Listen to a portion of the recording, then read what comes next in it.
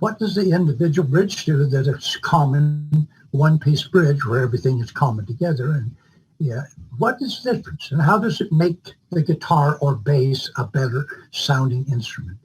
Well, it was strange, but that was the first thing I ever put on my touch tapping type instrument, because I had to separate the strings. I also had to stop the crosstalk that was happening between strings, on especially the bass notes. So what I did was and I'll bring the bass, I'll show you the bridge itself right now, just to show you something. The individual bridge that you're seeing here on a prototype guitar I built. Now, I built this guitar when I was actually building Ibanez guitars because I wanted to not copy, but just have that same neck and a few things that I wanted to test out. But you see the individual bridge, if you look from the end, I'll make it real quick here because we want to just show this.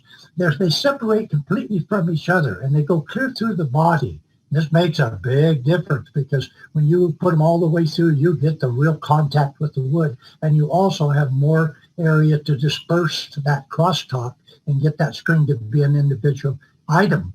Now, these bridges will lose about 60%, sometimes more, of all the crosstalk, maybe even up to 70, 80% if you're not playing like a wild man, like many of us do. They have the fine tuners, they have the coarse tuners, the fine tuners, and if you notice on this end, they actually have the regular tuners. So you have three ways to tune this bass, and that's what the individual bridges let you do, because it lets you have this system, the other system. We build all of our necks too, just as a little extra thing. We build them with 5 laminates so that they're strong. We have the tension-free area so that the neck does not push on this fingerboard and cut down on sustain, because when you compress wood, it doesn't sustain like it does and hold the tone or the vibration like it would if it was compressed.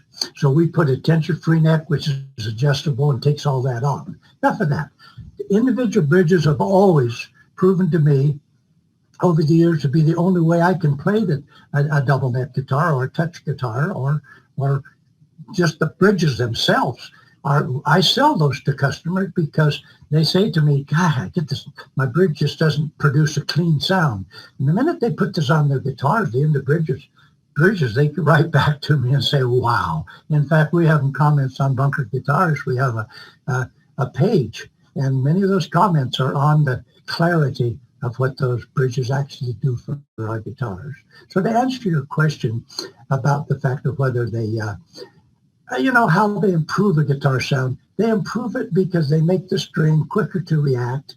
They cut some of the sound that comes from one string reacting to the other string.